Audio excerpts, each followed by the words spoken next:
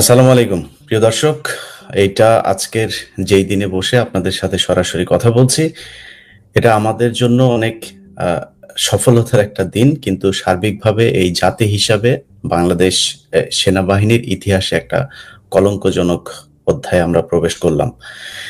যে দেশের একটা বিশেষ আদালতের মাধ্যমে রাষ্ট্রের যাদের হাতে এই দেশের নিরাপত্তা নিয়োজিত তাদের ২৮ জনের বিরুদ্ধে ওয়ারেন্ট ইস্যু হয়েছে এবং ধারণা করা হচ্ছে এই সংখ্যা ১০০ ছাড়িয়ে যাবে, যারা কিনা বিভিন্ন সময় গুম, খুন, জুলাই আন্দোলনে ছাত্র জনতা হত্যার সাথে সম্পৃক্ত হয়ে অভিযুক্ত হয়েছেন। এ বিষয় নিয়ে আমরা আজকে কথা বলবো। আমরা দীর্ঘদিন ধরেই আমাদের এখানে যারা আলোচক দেখছেন তারা তো আছেনই। ডক্টর কনক সারোয়ার ভাই তিনি তার অনলাইন প্ল্যাটফর্মে দীর্ঘদিন ধরে এটা নিয়ে যুদ্ধ করছেন। আমি যদিও মাঝখানে একটু চুপই হতাশই হয়ে গিয়েছিলাম বলা চলে। তো সেই ফলাফলটা আমরা দেখেছি এবং আমার সামনে আজকে যাদেরকে দেখছেন আমার সাথে তারা সবাই এই যুদ্ধে অংশ নিয়েছিল। তাদের সবারই কোনো না কোনো জায়গা থেকে এখানে ভূমিকা ছিল। তো আমরা আজকের অনুষ্ঠানে আসলে সেনাবাহিনীকে নিয়ে আমরা নানান ধরনের কথাবার্তা বলেছি, কিন্তু আগে থেকেই বলিনি আমরা সেনাবাহিনীর বিপক্ষে না। সবসময় যত সেনাবাহিনীকে নিয়ে সমালোচনা করেছি, এন্ড অফ দা আমাদের টক শো বলেন আর যে কোনো জায়গায় বলেন, সবখানে কিন্তু আমরা একটা কথা বলেছি যে এই সেনাবাহিনীকে ঠিক হইতে হবে, তাদের হাতেই এদেশের স্বাধীনতা সার্বভৌমত্ব রক্ষা হতে হবে।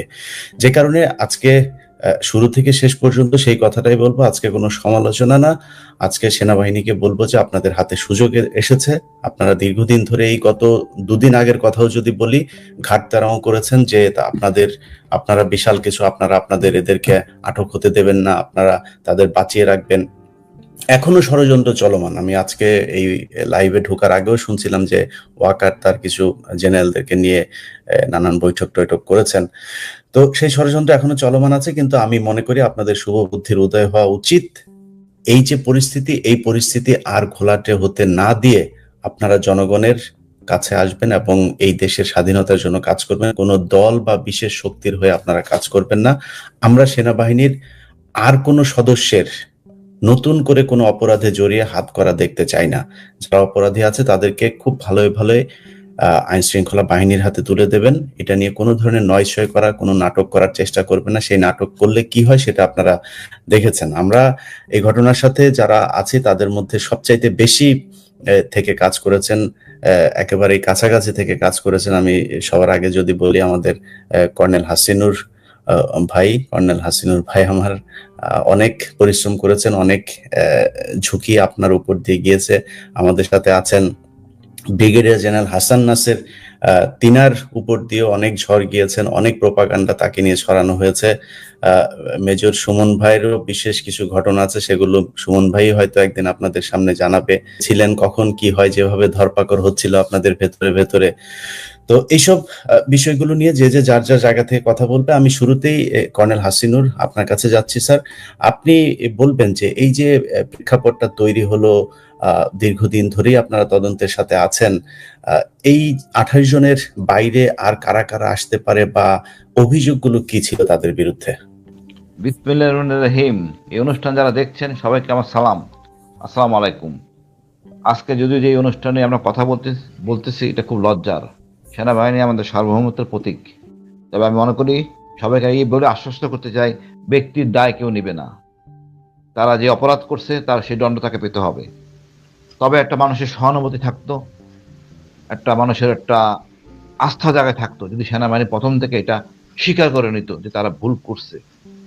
কেউ স্বীকার করে নাই। খোদ ডিজিএফআই এর ভিতরে ছিল আয়নাঘর। কোনোদিন তার অপরাধ বোধ, ইভেন কোনো তারা মানে স্বতঃস্ফূর্তভাবে যে কপারেট করে সেটা করেন, যার জন্য তো কষ্ট লাগতেছে। এখানে ভুলে যাওয়া যাবে না, আমাদের জেনারেল হারুন বীর প্রতীক ছিলেন। উনি কিন্তু জেলে গিয়েছিলেন, তো এটা নতুন কিছু না। জেনারেল লতিফ ডিজিএফআই ছিলেন, ওনাকে পুলিশে নিয়ে নানা রকম থেরাপি দেওয়া হয়েছে। সুতরাং অন্যায় করলে কেউ রেহাই পায় না। আমরা দীর্ঘ 15 বছর এটা ভুলে গেছি। আবার আমাদের এত খেসারত দিয়ে এটাকে আমাদেরকে এটা করতে হচ্ছে, বড় লজ্জার। তবে আজকে যারা আনা হয়েছে এটা অনেকটা আমি মনে করি বাধ্য হয়ে এদেরকে সবাইকে ডাকা হয়েছে, কেউ কথা স্বীকার করে নাই। এটা স্বাভাবিক। আমি বলেছিলাম যে আমাদের সেনাবাহিনী অফিসাররা এই সিনিয়র অফিসারদেরকে কথা বলে ইভেন সেনাপ্রধানের কোর্সমেট মানে জাবেরের নাম আমি প্রপোজ করছিলাম, নাওরেদের নাম প্রপোজ করেছিলাম, তোমরা ফাইন্ড আউট করে দাও যেন অন্যান্য অফিসার বিব্রত বোধ না করে। যারা ইন্টারোগেশন করতেছেন তারা বয়সে জুনিয়র, সুতরাং একটু বিব্রতকর অবস্থা হইতে পারে, বাট শোনেন নাই। ওনারা নিজেরা বিচার করবেন এই হ্যাডম, এই ইগোস্টিকের জন্য আজকে এই অবস্থা। এর জন্য দায় বা সম্পূর্ণ সেনাপ্রধানের গোয়ার তুমির জন্য আজকে অফিসারদের এই অবস্থা। এখন হয়তো কি একটা লোক যে অপারেশন করে ধরছে, টর্চার করছে, তার গুরুত্ব একরকম, আর একটা লোক পূর্বে থেকে সে ক্যারি ফরওয়ার্ড করতেছে, তার গুরুত্ব একরকম। অপরাধী, বাট অপরাধের মধ্যে পার্থক্য আছে। মৃত্যুদণ্ড হয় বা 1 বছর থেকে মৃত্যুদণ্ড হয়, যে কোনো দণ্ড দিতে পারে বিচারক, কিন্তু কেউ কোঅপারেট করে নাই। আর যার ফলশ্রুতিতে মোটামুটি যার দায়িত্বে ছিলেন সেইভাবে আনা হয়েছে।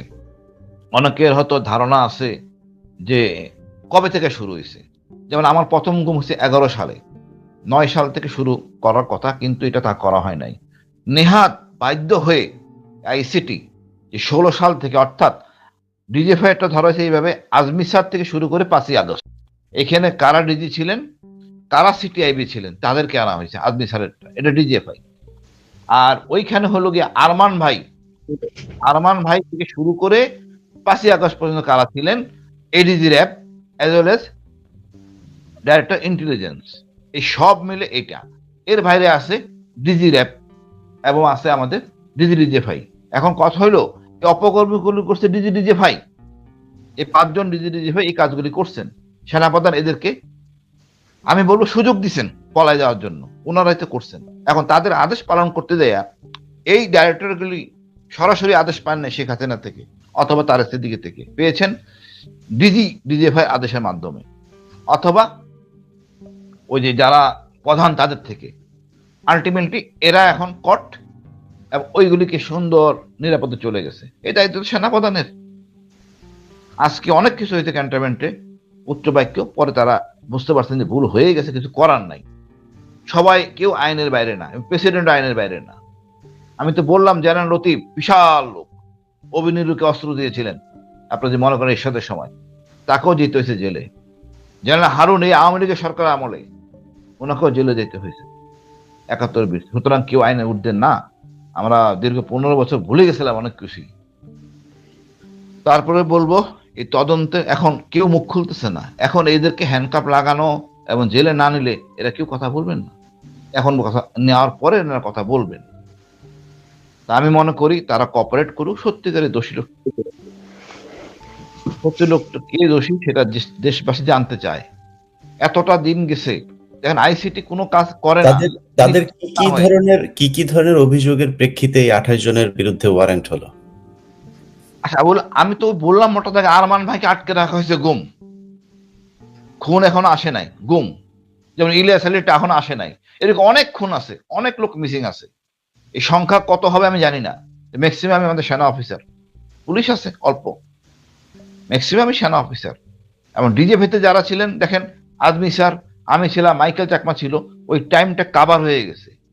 এখন ডিজিএফআই এর যে শুধুমাত্র সিটিআইবি কে ধরা হয়েছে, কিন্তু আরেকটা যে আইবি আছে যে আমাদের যারা নিছে, যার দায়িত্বে ছিলাম, তাদেরকে এখন আনা হয় নাই। এরা তো আসবে সবাই, এদের মুখ থেকে এখন বেরোবে, এরা কোনো কথা বলে নাই। এবং এদের ওই ডাইরেক্টর তো নিজে কোনো কাজ করে নাই, উনি আপনার অধীনস্থ কাউকে বলছেন, কর্নেলকে, কর্নেল আবার লেফটেন্যান্ট কর্নেল।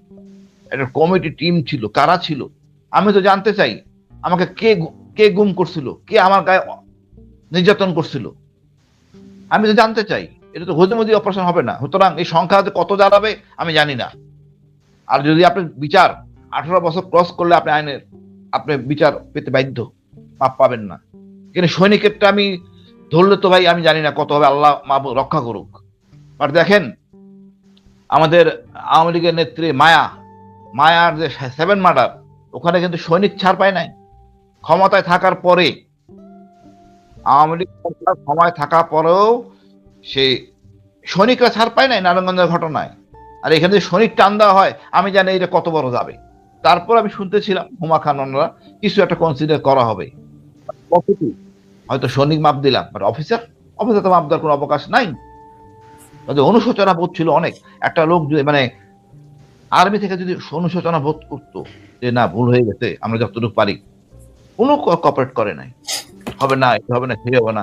আপনি বিশ্বাস করতে পারবেন না এদের মাথা উঁচু স্বভাব, মানে কতটা মানে বিরক্তকর। মানে এরা কাকে থ্রেট করে নাই, এরা কাকে থ্রেট করে নাই, আতঙ্কে থাকতো লোকজন। আমাকে প্রায় ঋণ তো, ভাই ঠিক আছে নাকি ক্যান্টনমেন্ট, ঠিক আছে নাকি ক্যান্টনমেন্ট, আজকে না হলো 50 জন ঋণ করছে, ক্যান্টনমেন্টের কি অবস্থা বুঝেন, কি আতঙ্কে। তা আপনারা এগুলি করলেন, একের পর এক ভুল করে যাচ্ছেন। আপনি দিলেন বিডিআর ঘটনায় ফুল স্টপ, আপনি দিলেন ইয়ারে মাইরা, কি বলে আমার নুরু ভাইকে দিলেন মাইর, তারপরে আপনি একের পর এর লোকে দেখা করেন। সর্বশেষ যে কাজটা করলেন, মির্জা ফখরুল সাহেবের দেখা করলেন। এর আগে বললেন ইন্ডিপেন্ডেন্ট কথা বললেন, কিন্তু কইরা আপনি কি ডুবাইলেন, তো বিএনপিকে ডুবাইলেন। এখন তো আস্থা নাই আমাদের যে এই সেনাবাহিনী নির্বাচনে গেলে নির্বাচন হবে না, এর মধ্যে একটা নাই সুবিধা পাবে হয়তো কেউ। এখন এইগুলি তো সেনা প্রদান করছেন, উনি বারে বারে বলা হয়েছে আপনার ডিএমআই কে সরান, আপনার সিওএসইউ কে সরান, উনি সরান নাই। উনি জেনারেল কি করলেন, এই যে দেখেন কোর কমিটিতে ছিলেন ডিজিএনএসআই, তাকে পোস্টিং করা হয়েছিল একটা ইনস্টিটিউশনে, ওখান থেকে সরাই আয় না 19 ডিপ ঘাটালে দেওয়া হয়েছে। এটা কি মনে হয় আপনার, এটা কি মনে হয় আপনার যে উনি এই অপরাধটাকে উনি ওন করেন? কোর কমিটিতে ছিলেন এনআইসি তে, উনিও তো অ্যারেস্ট হবেন, না হতে কোনো কারণ নাই।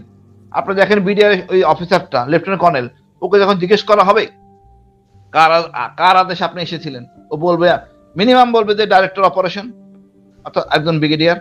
ডাইরেক্টর অপারেশন ধরলে কে বলবে ডিজি বিডিআর। আপনি খালি দেখেন ইলিয়াস ভাই কত আসবে, আমরা এরকম চোখ বন্ধ করে কাজ করলে তো হবে না। আপনার যা বলছে তাই করছেন, খেয়াল ছিল না। ইলিয়াস ভাই একটু খালি একটা কথা বলি, মনে করেন না, আমি গুম হয়েছি যখন আমি আতঙ্কে থাকতাম আমার বাচ্চারা কি করতেছে। বাসায় আমার মা আমার বাসায় ছিল, আমার মাকে মেসেজ দিচ্ছে আমার খালারা, তোমার ছেলে মারা গেছে, আল্লাহ আল্লাহ করো। আমার বউ বিভিন্ন জায়গায় জোরাজোরি করতো, আমার মা খেপে গেছে, তোমাদের বলে আল্লাহ আল্লাহ করতে, বেস্ট নসিব করার জন্য তোমরা এই কাজ করতেছো। ধরা দেওয়া হলো, আমাকে ইঞ্জেকশন দিয়ে পাগল করে ফেলতেছে। বাচ্চারা বাইরে গেলে পাগলগুলি খুঁজতো, গোনা গোনা দেখতো কেউ বসে আছে কিনা। আমি যে ভালো খাবারগুলি খাইতাম কেউ খাইতে পারে নাই। এই অনুশোচনা বোধ বলছি আমি অনেক জায়গায়, তার ফিল করে নাই। আমি জানি আছে কি কষ্ট হবে ভাবিদের, এই জেলখানা যাবে, কি অত্যাচার করে অনাচার করে জেল কর্মীরা, জেলাররা। জেলের মধ্যে মামুন খালেদ আমাকে মারতে চাইছে জেএমবি দিয়ে, আল্লাহ তো মানে ঘুমায় নাই, উনি দেখেন সব, আমি দেখতেছি। আমি যে ফিরে আইছি, মা বিশ্বাস করতেছে না। আমার মিসেস মোবাইলে বলতেছে ফিরে আইছে, বিশ্বাসই করতেছে না। আমার রাগ করে বাসা থেকে চলে গেছে আমার বোনের বাসায়, যে কেন কথা শুনতেছে না, আমার বউ কেন বাইরে বাইরে ঘুরতেছে।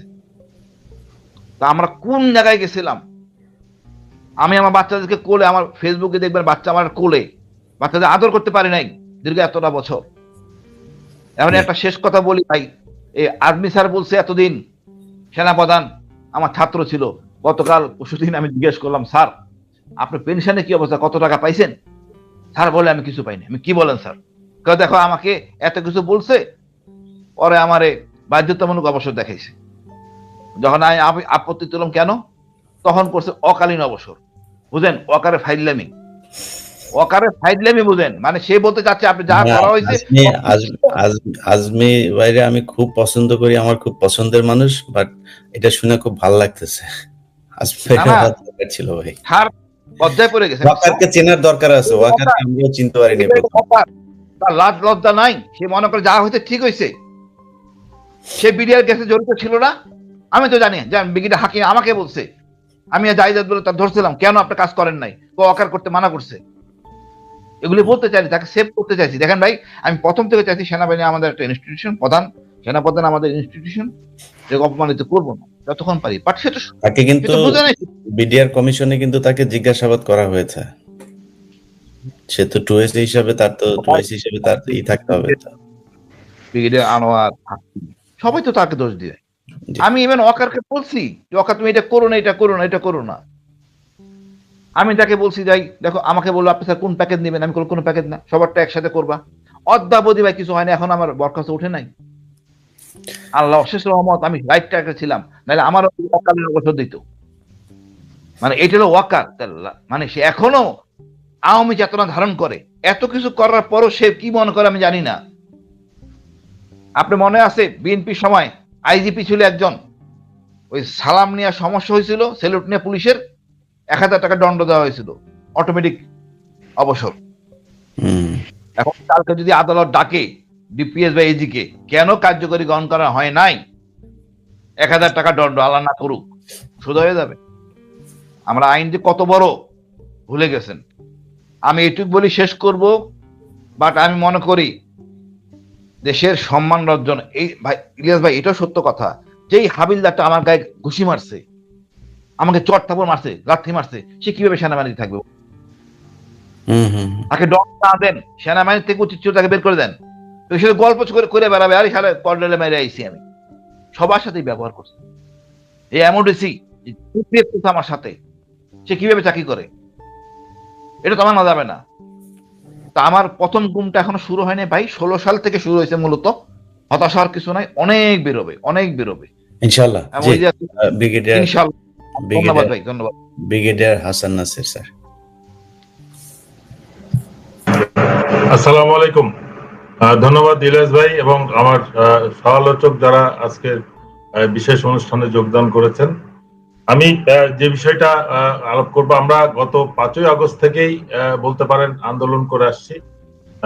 তার আগের থেকেই ছিল, বাট জোট আন্দোলন করছিলাম যে সেনাবাহিনীতে যাদের কারণে হাসিনা স্বৈরাচার হয়ে উঠেছিল তাদেরকে শাস্তির আওতায় এনে, বিচারের আওতায় এনে সেনাবাহিনীকে কলঙ্ক মুক্ত করতে।